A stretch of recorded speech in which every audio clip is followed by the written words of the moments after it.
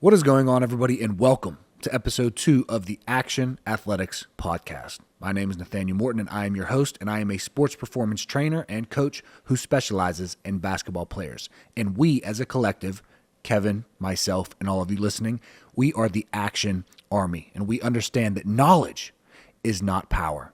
It is only potential power until you take action on what you know. Action is everything, and action is the only way, Kevin, that you can achieve your goals and your dreams. Can't just think about it. You have to go out and you have to do it. Agreed. Kevin, if you don't remember from the first episode, Kevin is for the people. He is your best friend because when I dive too far deep into the science, Kevin is going to bring me back, or he's going to ask questions that help everybody out there understand. So Kevin is your best friend on this podcast. Kevin, do you have anything to say before we get started? I do. Welcome to the podcast, and thanks for tuning in, everybody. We put a lot of hard work into this, so we appreciate it. And again, just reiterate what he said. I am going to be for you guys. I'm going to be asking just simple questions. Anything that I have along the way, I'm just going to jot down real quick and maybe ask them at the end for you guys. So, yeah. I love it. So today we have a lot to talk about. I have a giant piece of paper. For those of you who are listening, I have a giant piece of paper with a bunch of scribbles on it. That is my notes. And there's so much that we need to talk about. Today we are talking about in-season training.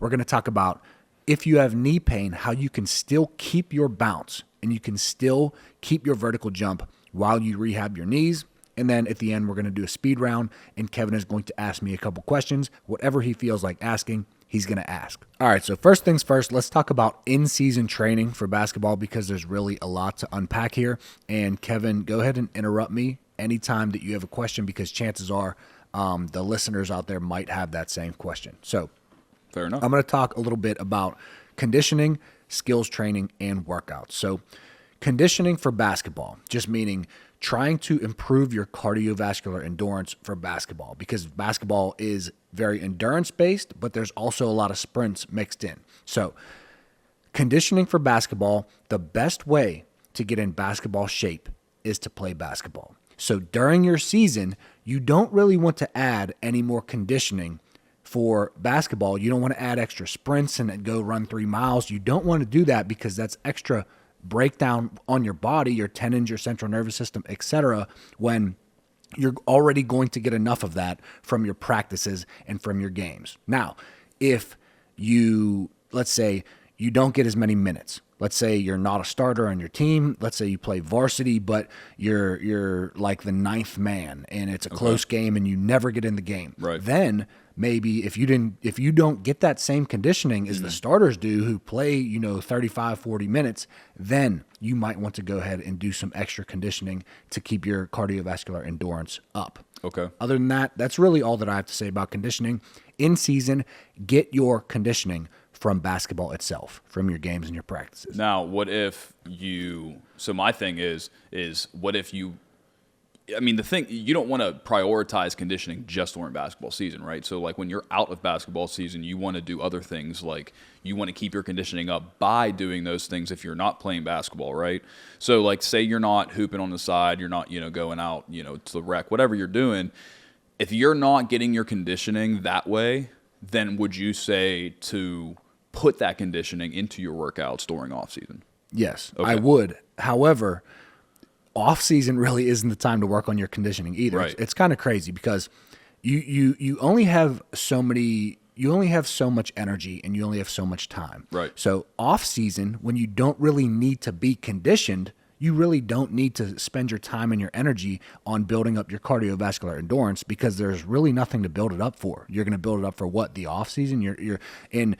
Some people like this. They say, if you stay in shape, you don't got to get in shape. Right. That's okay, but I'd rather spend my time and energy on things off season like strength training, like heavy lifting, power development, speed development, stuff like that.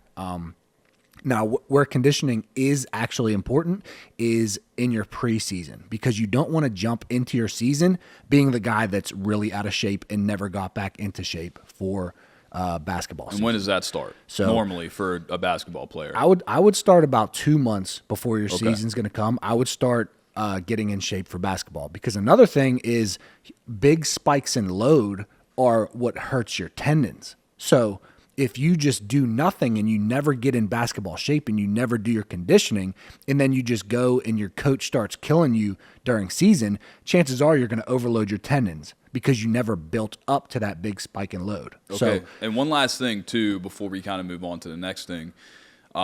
You coach a high school basketball team right now. Correct. So are you seeing anything like, or any high school players out there on your team currently that are struggling with the conditioning that you're putting them through because maybe they didn't do anything over the summer, would you say? Yes, but right now we're really just doing open gyms. Okay. So everybody seems fine for open gym. Most of the kids on my team, they like going to the rec. They play pickup. They've played all summer. Now, of course, there's one or two kids who haven't, and they do look out of shape. Right. But right now is open gyms, so we do open gym 2 times a week. So this is kind of the conditioning before we get into that preseason that is going to build them up for the season. Okay, and as a coach, I know I said last thing last time, but this is truly the last thing as a coach, and I just want to get people in the mindset of what you're thinking, what their coach might be thinking. If you are not doing those things, if you're kind of behind on those things as a coach, what is your mindset when you see those kids that are players that are struggling, that have not put in that work in the summer that they needed to? Like, just be brutally honest. I mean, what is your first thought? My first thought is just to shake my head and say that you don't really want it. Okay. That's my first thought. So now you guys know. Right. Now you know. Right. So as a coach, if I see that and I see you haven't really developed, whether it's conditioning or any of your skills, a lot of the kids come back and I'm like, you really didn't even improve over summer. I just kind of shake my head and I'm like, it just seems like basketball isn't what you really want. Right. You really don't want it bad enough. I get it. Okay. Fair enough. So moving on from conditioning, let's go into skills training.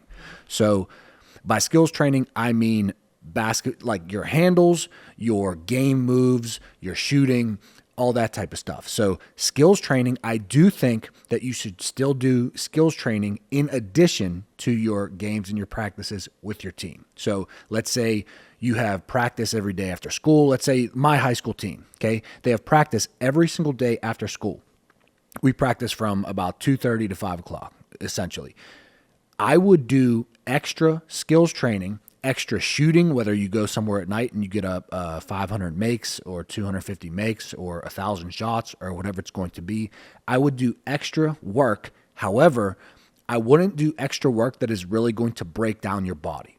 So you don't need to be, dribbling in and out of cones and doing all these game moves and all this high intensity stuff that's going to break down your tendons, your muscles, your central nervous system. But I still think that you do need to do some light ball handling. You do need to work on your shot. Spot shooting is great because it doesn't break down your body that much. But what's the most important thing in basketball? Shooting. Right. Right. So by far. Right. So that's skills training. How do you expect the kids to, really, because my first thought is if you need to do things like that, which is completely acceptable, how do you expect them to get homework done, chores if they have them, things like that? How do you expect to get all that done? Is it like a time management type deal thing? It's definitely time management, but the skills training doesn't have to be super long. Okay. Right. Right. I don't want you to be doing extra skills training for 2 hours. Okay. I want you to be in the gym for 45 minutes. Okay. 45 minutes, do your shooting, do your handles, and then get out. You don't need more than that because we have practice, we have games. Right. So just an extra 45 minutes and that'll be fine. So whether you want to wake up before school, which I know is hard for a lot of people, but remember on this podcast, we're not here to bullshit you. We're not here to say weak shit. Yeah. We're here to say what is necessary for you to become the best. Sometimes you have to get up before school. And not many people are willing to do that. And sometimes after practice, you need to go home, you need to eat, refuel, take a little rest, a little nap, and then you need to go out and you need to do your 500 makes or your 500 shots or whatever it might be. But that's it for skills training. Okay. Did you have anything else on skills training? No, that was it. That one thing. Okay, great. So the main thing for skills training is you should be doing extra sessions, although they should be low impact. You don't want to add too much to your body to where you start really breaking down your body from your extra skill sessions. Now, workouts. And this is, Kevin, I'm about to throw so much at you. So go ahead and ask any questions that you have to ask, because I'm sure that the listeners out there are probably going to have these same questions because I'm throwing so much at you at once. So with your workouts, the number one thing with your workouts is that they have to be lower volume. You're getting tons of volume from your practices and your games, so you have to lower your volume for your workouts. You can't just go doing the same high volume that you did in the off season and then just go add 6 days a week of practices and games. It's going to be too much. You're going to break down your body. Give them an example of a workout. Okay, I will. I mean, I'm talking about rep wise. What do you mean by volume? Just real quick. Okay, so I'm going to get to that, but just bad. very quickly. Yeah. That's okay. So I'll just get to it now. Okay. What I like to do in season is microdosing. What microdosing is so in the off season we might do an hour and a half workout. Microdosing in season would be like you do a really good warm up, and then you do maybe 1 or 2 plyometrics, high intensity plyometrics. Remember, you don't need the low intensity, you don't need the agility because you're already getting that from your basketball. So it might be something like depth jumps or drop jumps or seated box jumps or sprints, or practicing your worst approach since you jump off your best approach every time you do a layup or a dunk in game. I would practice your worst approach because you don't do that as much in your training, in your basketball. So microdosing, you do your warm-up, then you might do 1 or 2 plyometrics, then you do 1 main power movement. It might be a hang clean, it might be a dumbbell box jump, it might be a high pull. Then after that, you do 1 main movement for your session, like a squat, a deadlift, trap bar deadlift, whatever it might be. You could even put cleans or high pulls, hip thrusts, RDLs, rear foot elevated in there, and I'll get specific on that very soon. And then at the end, you might do 1 accessory or post-chain movement, like a single leg Romanian deadlift. You might do some core, some hyperextension, some monster walks, or some glute medius work. So by microdosing, what I mean is these sessions are only 30 to 45 minutes. Okay, these aren't the hour and a half sessions that you need. You're really only doing 1 main movement for each category. And you can, depending on the day, if it's before a game or on game day, you might skip that high intensity plyometric.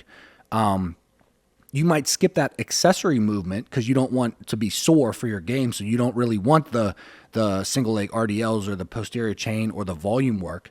And you might do just a good warm up, a power movement, and then your main movement like a clean or a high pull or a squat or a trap bar deadlift, and then that's it.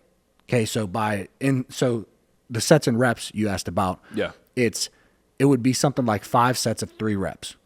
5 sets of 3 reps versus what would you have them do normally in the off season? Normally, so let's say we come right out of season, okay, and we haven't hit volume in a while. We might do something like a pyramid. Like your first set, you're doing lower load, lower weight for 10 reps. Then your next set, you're doing 8, and then you're doing 6, and then you're doing 4, and then 2. But for vertical jump's sake, you mostly want it to be very high intensity, low volume. So 5 sets of 3 reps or 5 sets of 2 reps is very common in my programs, in the workouts that I write. Gotcha. So by lower volume, I mean that take the normal sets and reps that you would do in the off season and almost cut that in half. And the exercises, cut that in half. You're not going to do your hour and a half. You're going to do your 45 minutes. Another thing with your workouts in season is that you're going to do less knee dominant work, less quad dominant work, because in basketball, it is very quad dominant. It is very knee dominant. It is a lot of deceleration. So in your workouts, you really don't need that much. So we still might do some squats, some deadlifts, and some knee dominant work, but it's definitely going to be less than it would be off season. So there's not too much more to say about that. Just understand that basketball is very knee dominant, very quad dominant. So in your workouts, you're going to want the opposite. And that's a general rule for in season. Whatever you are not getting from your basketball, you do want to get in your workouts. So, and going off of that point, strength training is going to be your biggest priority during season. So for your workouts, obviously basketball is the number one priority, but plyometrics, agility is not your number one priority because you're already getting that from basketball. So strength training doing your weights, and that is going to be the priority in your actual workouts. So basically, everything that you do in a basketball game, you don't want to do during a workout, or at least you want to try to avoid. Right. So let me break down a week. I'll just go through a week of what training would look like in season. By the way, I have a new program. It's called Beyond the Rim in season. So let's say this is just going to be an example. Let's say Monday, Wednesday, and Friday, you're doing legs. Tuesday, Thursday, Saturday, you're doing upper body. So no, I shouldn't say legs. I should say lower body, Monday, Wednesday, Friday, and upper body, Tuesday, Thursday, Saturday. In your lower body workouts and in your upper body workouts, you're going to have a warm-up, 1 to 2 plyometrics, and you don't even need these if you don't want to do these, a main power movement, a main movement for the entire workout, like a squat, a trap bar, deadlift, etc., and then 1 accessory movement, and then you're done. So Monday, Wednesday, Friday, lower body, Tuesday, Thursday, Saturday, upper body. Now this changes whenever you have games because you really have to do your workouts based on your games, but that was just an example of what we would do of the workouts and then what would be in each workout. In season. Correct. Okay. And in which you just came out with a new program. In which you just created, well, not just created, but you just finalized your new program. Right, I did. So it's called Beyond the Rim in season, and that is now available for anybody who just wants to take the guesswork out of everything. Right, like the workouts and things like that. And then they get access to the app, and they can change their schedule around for their games. It's kind of cool, actually. I like the way the app is now set up. Right, right. So the workouts, the sets, the reps, moving the workouts based on your game days and your practice days, all of that is available through Beyond the Rim in season with the website and the app. Love it. I can't wait to actually do that, to be honest. Yeah. I can't wait to see kids do it and see how much, they actually, because this is like a first time ever thing for you. I mean, I know you've been customizing people's schedules for like in season and stuff like that for a while now, but Nate has finally kind of streamlined it. Right. And it's kind of cool. It's taken him a long time to put in the work, and I'm excited. Yeah, I'm excited to see and what it does. there's a program that actually allows you. It gives you the rules to follow to set it up yourself while you are in season. Right. So basically, everything you're talking about right now. Everything we're talking about right now is in this program. Awesome. Right. Awesome. Progressive overload. Just moving on. Progressive overload is another thing that you want to make sure that you do in season because you don't want to decline in season. You still want to try to improve in season. And by that, I mean you still, let's say you're doing 5 sets of 3 reps of hang cleans. You are still going to try to PR. Or 5 sets of 3 reps of squats, 5 sets of 3 reps of deadlifts. You're still going to try to get personal records. Now for squats or deadlifts, I don't want you going heavy in season. That's another thing. So you're going to try to PR, which this is hard to measure, but you're going to try to PR by moving the weight faster. So you might use 50% of your 1 rep max and move it as fast as possible. But for hang cleans, you can load it up as heavy as you can go with good form for 3 reps and then try to get more weight the next time. But the main thing is that you still want to progressive overload your weight while you're in season. You still want to progressive overload the exercises in season. Okay. Awesome. I mean, progressive overloading is like kind of a new concept to me, to be honest. And if it's a new concept to you out there as well, do me a favor and just real quick and simple, give them an example of progressive overloading. Okay, so progressive overload, you can progressive overload in many ways. It's just essentially doing more than you did last time so that your body has a stimulus to adapt to. You have to create a stimulus that forces your body to adapt and get bigger, stronger, faster, more explosive. So you could do that by doing more reps. You could do that by doing heavier weight. In bodybuilding, one thing that we used to do was less rest in between your sets. There's a lot of ways you could do that by doing harder exercises. But the point is you have to do more than last time, whether it's weight, reps, and for a vertical jump and in season, you really don't want to increase the reps. You can increase the load, you can increase the speed, you can increase the intensity, and that is how I would progressive overload in season. But you have to be doing something that forces your body to change and grow and improve. Okay. All right. So moving on from there. Okay. Last couple things that I want to talk about with training in season. I would like to talk about how you schedule your workouts on game days, before the day before a game, and I would like to talk about nutrition on game days. So these are the last two things, and then we'll move on. So in season, you should still be working out on a game day. And I know that might seem crazy out there, but think about an NBA season where there's 82 or so games. Think about if they didn't do those workouts on game days, and that's just 82 days that they're not getting their strength training. So you still need to be doing your workouts on game days. So there's a couple different options. You could do your workout in the morning and then have your game in the evening. You could work out directly before your game, or you could work out directly after your game. Now, all of these are good options. What I will say is that you do want it to be high intensity, low volume, as I've been saying. You do want to limit the eccentrics that you do, especially the day before a game. You don't want to be doing, a rear foot elevated split squat or RDLs or single leg Romanian deadlift or hyperextensions for higher reps or anything that is really a slow eccentric, because that is going to get your body sore, and you really don't want to be sore for your game. Now, if you're doing RDLs and it's 5 sets of 3 reps, you're probably not going to get sore from that. But higher volume and eccentric work normally makes athletes sore. So be careful to limit that the day before your game. On your game day, if you're going to work out beforehand, you probably want to limit the eccentrics as well. So think about a depth jump or a drop jump where there's a little bit of an eccentric in there. You might want to not do that and instead do some concentric focused plyometrics, like a seated box jump where you sit down and you're literally just doing the concentric action up onto a box. So just make sure that the day before a game, you limit your eccentric work, and the day of a game, you limit your eccentric work. Now, the day after a game, that's when you can add a lot of that in, because you're going to have the most time before your next game.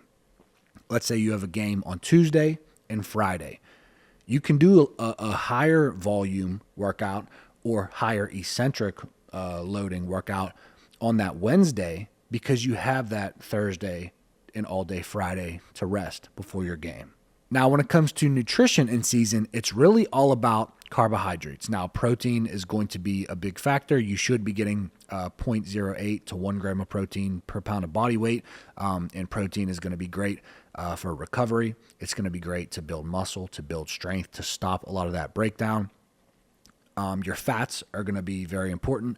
Your unsaturated fats, your healthy fats, those are going to be important. But carbohydrates are fuel for fast twitch muscles and movements. So carbohydrates are essentially the fuel in the tank for your basketball games. What's a good example of a carbohydrate, real quick? Something you can get every day from your house. You can get oats, you can get sweet potato, you can get pasta, yeah, like you spaghetti, can get bread, like that. Yeah. Okay. So those are all carbohydrates. Okay. That you can eat. And now there's a difference between simple carbohydrates and complex carbohydrates. Simple carbohydrates would be like fruit. But it's really the complex carbohydrates that are the long-lasting energy, and the fruit is more of that short-term, quick energy, use right now type of energy. So before your game, you do want to, load up on the carbs, not too much. If you have, let's say you have a rest day and you're not going to be doing anything explosive, you're not going to be playing basketball that day, you might not need carbohydrates that day. Now, for most high school and college athletes, this really isn't going to matter too much. If you're overweight, it's going to matter a little bit more. You're going to want to watch a little bit more. But most basketball players, are in shape, and it's really not going to matter too much. Just make sure that on your game day, and even the night before a game, you do load up on those complex carbohydrates so that you have fuel in the tank to fuel those fast twitch movements, fast twitch muscle fibers, and to fuel your basketball games. Let's very quickly talk about the meal before a game, directly before a game. So you're going to want a good breakfast. You're going to want a good lunch. Let's say you have a game at 7 p.m. What I like to eat personally is a bagel with peanut butter and a banana, because that gets me my healthy fats. The banana gets me my quick, simple carbs. The bagel gets me my complex carbohydrates. But for me personally, I don't like to eat that too close to the game. So I started out just testing it. I ate an hour before the game. I used to eat a bagel with peanut butter and a banana, and I felt full during my game. So I tried 90 minutes before, and I still felt full. So I tried 2 hours before, and this is going to be different. You might have to test it, but 2 hours before my game, eating a bagel with peanut butter and a banana, I still felt full during my game. So for me, I personally like to eat 3 hours before the game, and then I might sip a Gatorade or a sports drink, a Body Armor, whatever it's going to be, right up before the game. So that's for me. So you're going to have to play with that. You're going to have to see what is best for you and how you feel, because you don't want to be depleted of energy, but you also don't want to be playing basketball with a full stomach. So 3 hours is when I like to have my pregame meal, and then a sports drink right before. And let me just interrupt you real quick, because and I don't do any. Well, I wouldn't say I do. I don't do anything, but I obviously don't.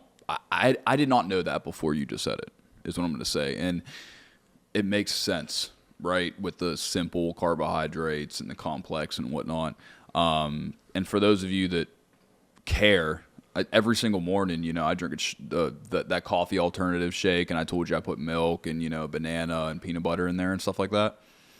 And what I have, and I don't eat in the morning, I fast in the morning and stuff, and I've told you that plenty of times. But what I have discovered is that I have energy long lasting up into the afternoon. And then when I get hungry, I'll eat something like, a sandwich.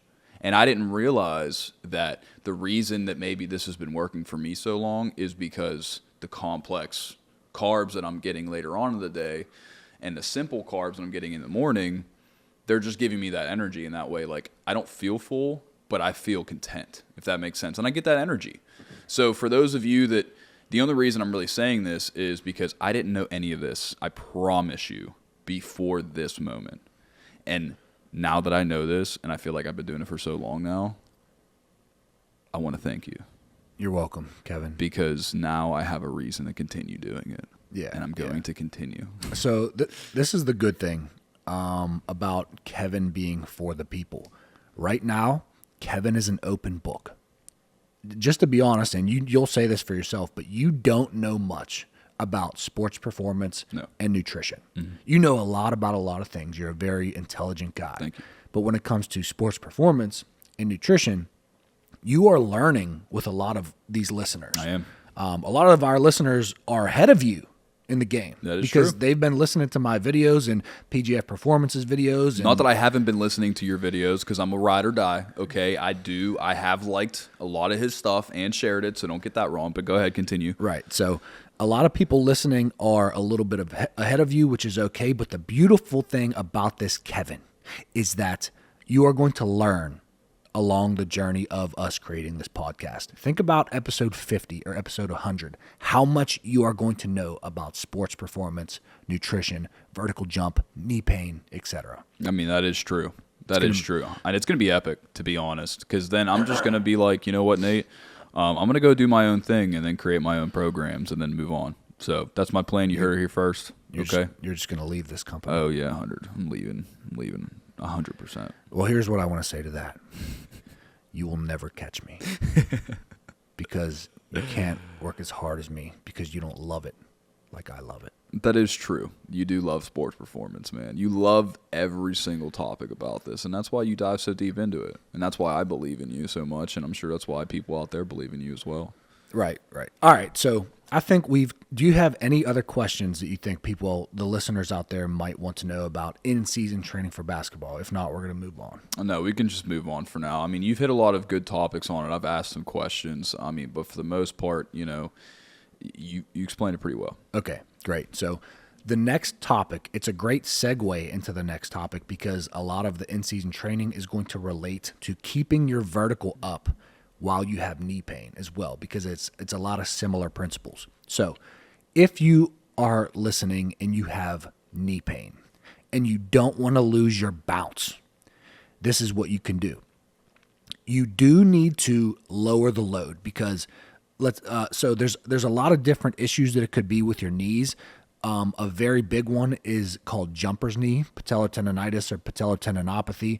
The difference is patellar tendonitis is reactive. Let's say you go and you play an AAU tournament and you play 5 games on a weekend and your knees start to hurt. That might be reactive. Whereas if you keep playing on that and you keep breaking down your tendons without enough rest and recovery for them, then you start to go down into tendinopathy with it, which is a pathology. It's just like a downward spiral. So if you find yourself with knee pain and then you continue to work through that knee pain and you do not allow your tendons enough rest and recovery, that is when patellar tendonitis spirals into patellar tendinosis and then patellar tendinopathy. But that's besides the point. How you keep your bounce up is you lower the intensity of quad dominant exercises. Just like in season, basketball is very quad dominant, so we're not going to do as much in the weight room. When you have knee pain, let's just say patellar tendonitis, when you have jumper's knee patellar tendonitis, you're not going to do as much quad dominant exercises because the quads are directly related to the patellar tendons. They're directly attached, and most quad dominant exercises cause overload of those patellar tendons. So what you can do is a lot of posterior chain exercises. Most people with knee pain can still do barbell RDLs. A lot of people can still even do hang cleans. You could do hyperextensions. You could do barbell hip thrusts. Once you get into deadlifts, that's kind of, you get into the knee dominant, so it might hurt, especially if your knee pain is bad. But you can load up heavy. You can do a lot of work on your posterior chain, and that won't directly cause pain or overload to your patellar tendons. So that's a big point right there. So just to be clear, you should lower the load of your sports, mainly basketball for people listening.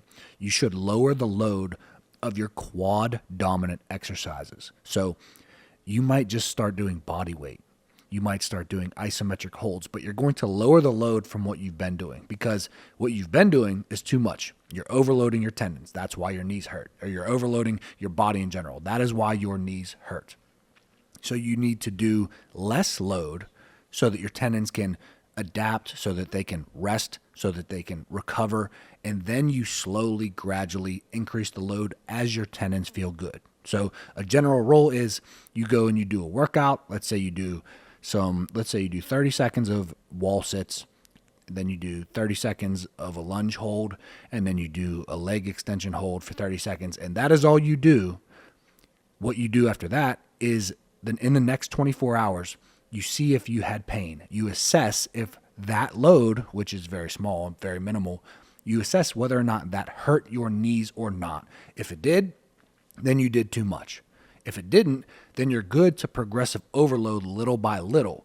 And for quad dominant exercises, you really have to go back to the bottom. You have to go and build from the ground up. Mainly with body weight. Start with body weight, then you do 5 pounds, 10 pounds. Start with very easy exercises like isometrics, and then you add on and you progressive overload from there. But for posterior chain, you can really still load up heavy. For all the exercises that aren't directly related to your patellar tendons, you can load up a little bit heavier and do more intense so that you don't lose your bounce. I'm sorry, guys. I just have nothing to say about this because me personally, I've never had knee issues, but also I didn't play basketball like that, so it's a little bit different. But I understand that obviously you have had increased knee pain over the years, but isn't it gone now? It's pretty much gone for the most part? It's gone now because now I understand how to load properly. Right. When my knee pain first started, I started training my vertical jump. I got up to a 43-inch vertical jump. And what do you do when you have a 43-inch vertical jump? You want to play basketball and dunk on everybody. So I was playing basketball every single day. So I was going to LA Fitness. I was doing vertical jump workouts. I was playing I was playing in college and still going to LA Fitness and still doing all these workouts, and my knees just spiraled into patellar tendinopathy, and I got knee pain, and you can't maximize your vertical jump with knee pain. I was just loading way too much. I was doing way too much for my knees, my body to handle. Understandable. Anyways, I don't want to harp on this too much, but just understand that there are certain exercises that you can do that are not going to hurt your knees. You can do a lot of glute medius work. You could do a lot of glute work. You can do lower back work. You can do hamstring work. You can do calf work. You can do tibialis anterior work. You can do core work. None of this is going to hurt your knees or break down your knees any further like quad dominant exercises are. So make sure that you dial back your quad dominant exercises to 0 and then slowly progressive overload. But for everything else, make sure that you still stick to doing intense exercises. You don't have to dial those back like you do your quad dominant exercises. Well said. Okay, so I'm pretty much finished. I pretty much have said everything that I have to say. I could dive into all these little topics, but then we'd be here for 10 hours. So I've given you an overview of how to train in season for basketball. I've given you a small overview of how to keep your bounce up whenever you have knee pain. Now what we would like to do moving forward is we're going to let Kevin have the spotlight. We're going to do a segment where Kevin gets to ask the questions. Do you want this to be a speed round, or can I actually have some time to answer stuff? We'll see. Let's just play it by ear. You ask your questions. Can be training related. Doesn't have to be training related. Let's call it on the spot, because you're about to put me on the spot. I like that. All right. So is that stupid or is that good? No, I think I like it. All right. On the spot. On the spot. All right. We're on you. All right, Action Army, you ready? All right, so here's 3 quick questions. Okay, now these are going to be 3 random questions that I have going forward. Do I have time? No. Okay. Going forward, I'll think of better questions when it pertains to, I'll look into the questions that the viewers have, but because we don't have any questions right now, because I don't have any questions in front of me from the viewers, I'm going to ask you 3 random questions about your life. Should they leave their questions in the comment section? They should. So here's Okay. what I plan on doing with this segment. It's going to be like a little baby of mine, I'm going to make some clips and stuff. Here's what's going to happen. So I am going to take your guys' comments. I'm going to take your viewers' comments. And I'm just going to take a quick few of them down, and then I'm going to ask you them. And they're going to be on-the-spot questions. Now, they could be anything, asking from Nate's history. Now, nothing inappropriate, of course. We've got to keep it PG. But if you want to know something about Nate, personal that's not inappropriate, and or you want to learn something about a workout, a program, anything, you ask. I'll pick 3 out of, every single podcast, and I'll ask. All right. You have 0 time to think about it. All right, let's do it. Are you ready? Yeah. So here's number 1. What is your middle name? Lloyd. Spell Lloyd. Lloyd. And I know why Kevin is saying this, because Kevin hates my middle name. However, what am I going to do? You need to change it. Why did? No, absolutely not. I am like hate it. Lloyd Banks. I am Lloyd. I might make that my first name. What, Lloyd? Lloyd Morton.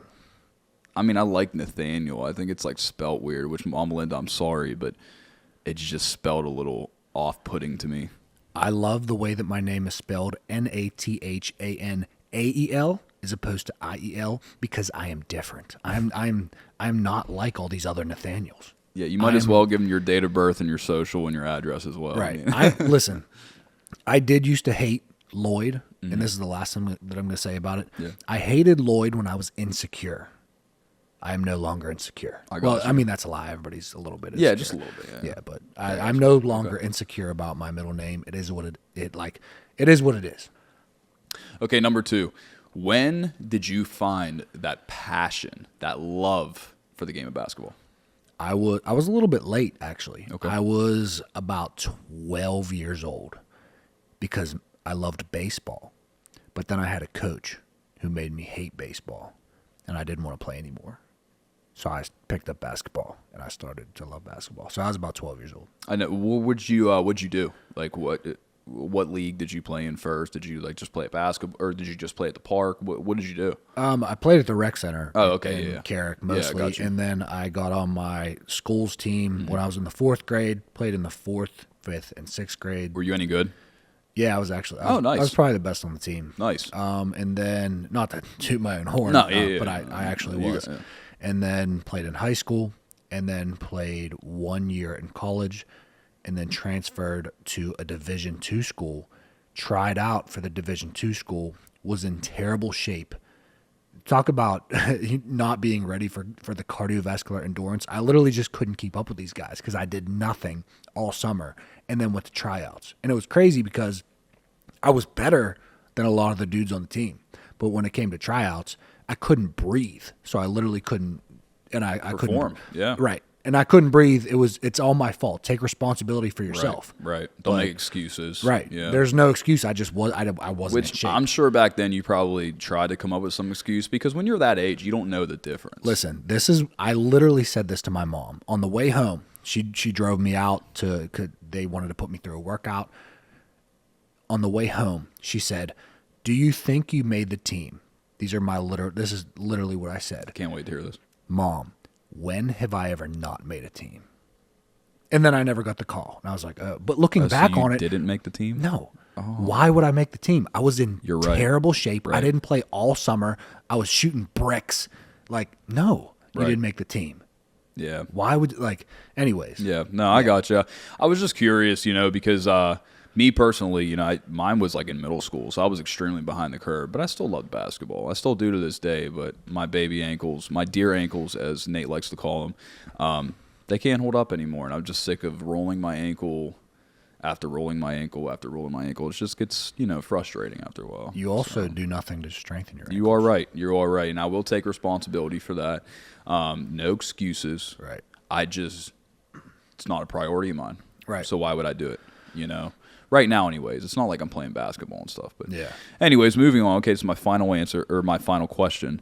If you had to pick one person, past, present, future, it could even be your future self, who would you sit down and have a one-on-one conversation with? Who would you love to just have a conversation with, to get to know them, ask them any questions you want? They can ask you questions. You can have some beers maybe, some drinks, maybe not, anything. It doesn't really matter. I just want to know who you would like to sit down and have that important conversation with. Socrates. Why? How?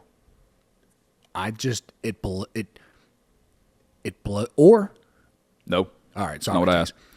It blows my mind that they said, Socrates, we don't like what you are doing with the youth.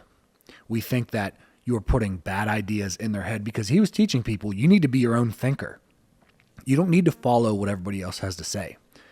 They didn't like that, and they told Socrates, you have to drink this poison and kill yourself. And he did it. He just, okay. Talk about dying for what you believe in. Like, you heard the quote, if you're not willing to die for what you believe in, then you don't really believe in it. This dude was like, fine, give me the poison. And he just drank it and he killed himself. And I just think, he's one of the greatest people who ever lived. But I just think it would be wild to talk to somebody who is just willing to die for what they believe in. Because think about you out there. Think about you. You have a family. Are you just going to conform? Or are you going to say, no, I'm sorry. I'm not willing to adopt your ideologies. I'm not willing to accept the narrative that you are pushing amongst all of us and the youth. I'm sorry. I can't do it. I have to kill myself. It's crazy to me. It is, yeah. And that's interesting that you say that. It really is. And I have to actually think about what you just said, because I truly don't understand why he took the potion and drank it. Why? What is the whole, what is your take on that? Why, when you're preaching to others, that you have to have your own thought process, you have to make your own decisions and not conform with the rest of society, and then they tell you to drink some poison and kill yourself, and you're going to do it? Why? Because you're not willing to conform. You don't think that what they're doing is right. Oh, okay. And you have an option. Do what they say, adopt their narrative, or keep your narrative, but you can't be here anymore. Interesting. So basically they gave him no choice. Right. Okay. Understandable. Okay. All right. Well, thank you for answering the questions. That is the end of On the Spot segment. I appreciate you guys for tuning in and listening. I like it. All right, guys, that is also the end of episode 2. This is the Action Athletic Podcast. We are the Action Army. We understand that knowledge is not power. It is only potential power until you take action on what you know, because action is everything. Please leave us a review. Check out our programs. Check out our supplements. Anything that you have to say, Kevin, before we leave these fine people and they go on their way? Yeah, please. Again, thank you for listening, but please leave comments. Leave any recommendations that you guys have. We're learning, I'm learning with you guys, and anything that you can basically suggest or questions that you ask really, really helps us. Yeah, and anything that you would like us to talk about Yes. on the podcast, leave that in the comment section as well. Yes. But Yes. anyways, we'll see you guys in the next episode. Thanks for tuning in. Please leave us a review, like, comment, subscribe, and we will see you next time. Peace. Peace.